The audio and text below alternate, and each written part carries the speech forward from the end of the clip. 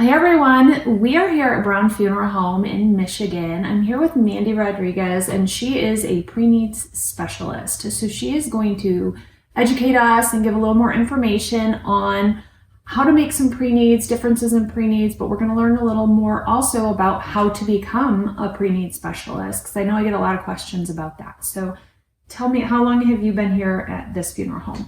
At this specific funeral home, since we started in 2004, okay. I've been in the funeral cemetery industry for a little over 2 decades. I won't give you the exact number, okay. But a little over 2 decades. And my start was in Preneed. Okay.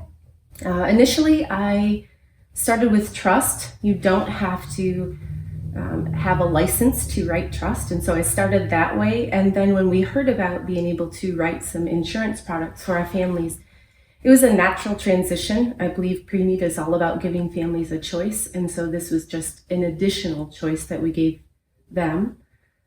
To get licensed to do a trust, you have to take a state test, and then once you have that, you find an insurance company that you can write underneath. You build a relationship with them.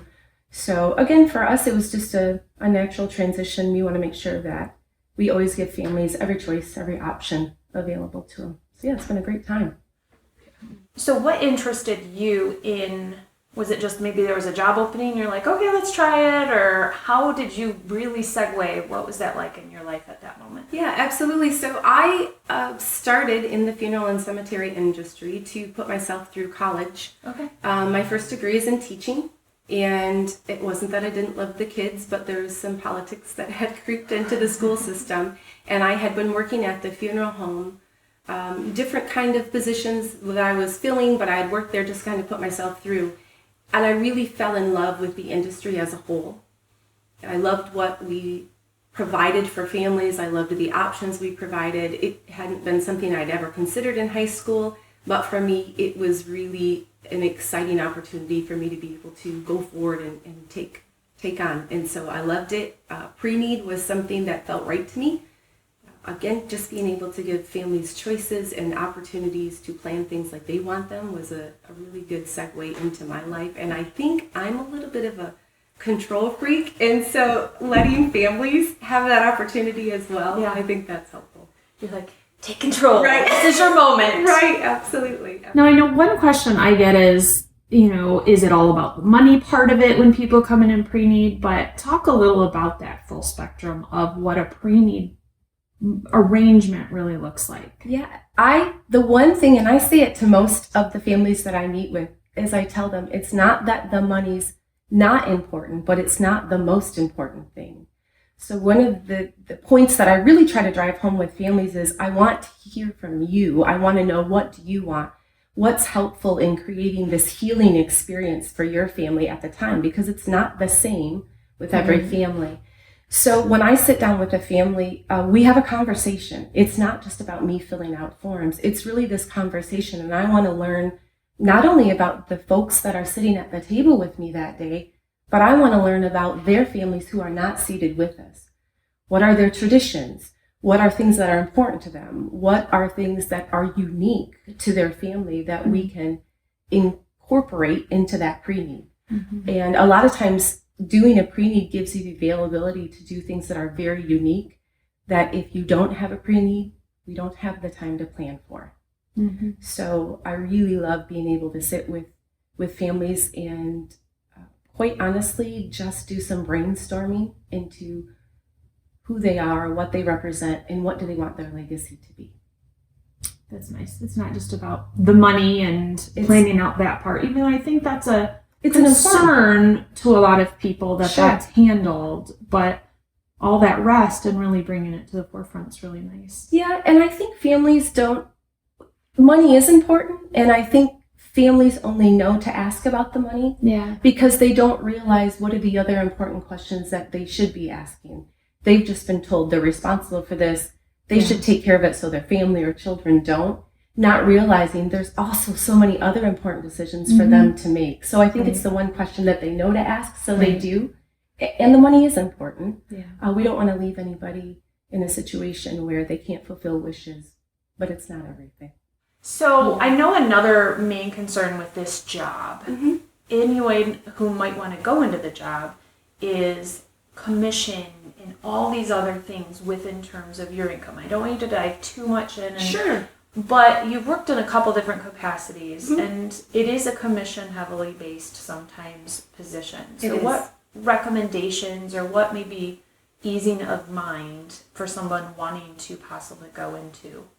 I think the biggest thing I can tell you with Preneed is you get to make your own schedule. You are in charge of your paycheck. So you can work as hard or not as hard as you want.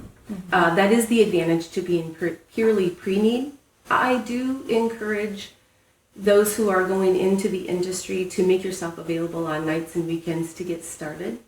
But if you do your job and do it well, families will refer you to other families because they trust that what they have communicated to you gets then recorded someplace, and when they see that funeral come to fruition, you then have become a respected individual in your community because what they've communicated you're now making happen, along with the other funeral directors in your firm. So do you think that a funeral director doing pre-need specifically works, or do you think there should be two roles within the funeral home? One for pre-need and one for at-need? I think a big part of it would depend on the call count of that funeral home and the responsibility of the funeral director. I think a funeral director is a great fit, but I don't think you have to be a funeral director. I think the attributes of a pre-need counselor or a pre-need specialist and a funeral director are the same. But I think as long as somebody comes into this with a listening ear, and I don't mean listening to respond, I mean listening to hear what the family is actually trying to convey to you. And if you can be a little creative, there are some families who want a cookie cutter funeral, and that's okay. There are some families that want anything but a cookie cutter funeral. And so I think being able to listen and hear what they're saying, be able to offer suggestions about how to meet those needs, I think that's what makes a good pre-need specialist. Helping them to understand options. Absolutely. Not be an order taker, which I say that a lot about funeral directors. Like, don't be an order taker. You need to help them. You're the director. Yes. And I think you get to have a little more fun with that in pre-need. You do. Because there's not that time crunch, and you can really like look into ideas sometimes with a little more time there. You get a chance to explore so they can give you something. As a funeral director, we have a few days to make something happen for a family. As a pre-need specialist, oftentimes you have years, but when I'm meeting with a family, I have a week or so to search out what I can do to accommodate that family in the future, and then make sure all of that information is in their file. So absolutely, a pre-need specialist has the time on their side when they're not forced to make all these quick and sometimes rash decisions. I feel like families do. So we have a lot more variance. So when a family is calling wanting to maybe look into pre-need, as we were saying, they know the one question, like, hey, I want to meet and look at numbers. What is a couple of questions maybe they could ask while they're making their pre-need that maybe people aren't thinking about that you've seen from your side? Yeah, absolutely. So one of the questions that I ask families, and they are surprised by the question, is oftentimes, have you thought about where you want the celebration to be or where you want your service to be? And in most families' mind, they think it is only at the funeral home or at the church. And so that kind of creates the springboard to them.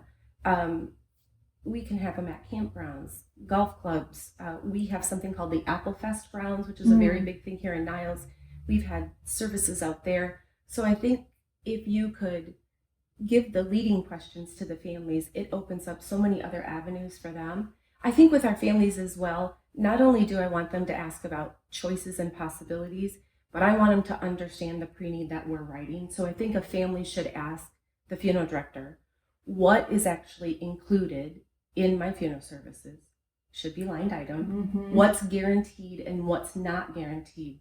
So even though it might say it on the contract, I think it behooves us as pre-need specialists to say to them, these are fees that I as a funeral home can guarantee. These fees are called cash advances. These are fees that I'm going to put money away for, but I can't guarantee these costs because I don't run those businesses. I don't control those finances. So these might be more or less than at the time.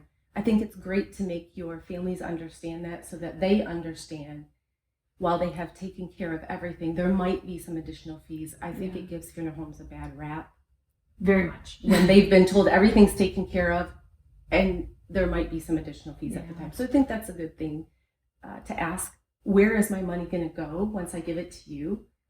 The understanding most families have is they think it stays at our funeral home. They're often surprised when I say, okay, within 30 days, you are going to get a statement from either the trust company or the funeral specific policy, insurance policy. That's going to let you know that I've done with your money what I'm legally supposed to do. Right. They don't understand it's not cut by us. For some families, it's a huge relief because they've heard. So it's a huge relief to know that we don't hold their money in our accounts. A third party does, and it's released when we submit a death certificate and we can show that we're the funeral home doing it. I think that's important for families to know where their money is. I think it's important on a trust to tell them you're going to get a 1099 Yes. every year. Still your money. You're right. Yeah, absolutely. And just to explain to them that I am taking your information and I'm going to place it on file. But even if something tragic happened and the funeral home no longer existed, you still have choices. Yeah. And I think a pre-needs, it's all about choices. And I always let families know, if you plan something with me today and you think in your mind, today all I want is a memorial service with cremation, but in 10 years you have this very large family and grandchildren and great-grandchildren have been added, and you realize you really want a traditional service, you're not locked in. We can always make changes. Just planning your funeral ahead of time doesn't mean you're stuck. Right. I always encourage families to let their families know that that's an option. And I ask them also, is this something you want to give your family the availability to change if they would like? Do you want to give them choices at a time? Do you want me to make notes that here are some things that you want to make sure don't get changed, and Right. here are options for them as well? It is about a conversation. It's about, again, I think I'm a little bit of a control freak. So it is about giving control to the families Yeah. and me not mandating what they have, but them telling me what they would like. Well, and you brought up saying, oh, in 10 years things could change. Thinking about our industry right now changing so much. I mean, in 10 years we could have alkaline hydrolysis and composting and all these other options that were never options before. Right. So families can come in and say, you know, we really want this new option, and the funds are there to use towards it. There's just not then locked in pricing. And I'd never really thought about how much that's going to affect, I think, the pre-need side, because it is changing so, it's evolving so much right now. It is. Again, we kind of give our families, it used to be you can just be buried. Which cemetery do you want to be buried at? How many days of visitation? 1, 2? Yeah, okay. Absolutely. But, you know, it's kind of a wide open in terms of the options available. You know, cremation or traditional green burial is something that we're finding we have lots of families asking us about lately.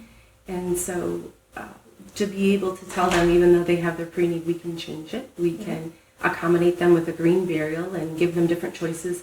Even cemeteries they can go visit is, I think, just a way to empower our families and make them feel confident in their trust with us and know that we are always going to make sure that they have a choice in the matter. That's awesome. Well, thank you for having a basic intro to pre-need specialist position here. Watch for more videos coming with Mandy on pre-need topics. Thank you. Welcome.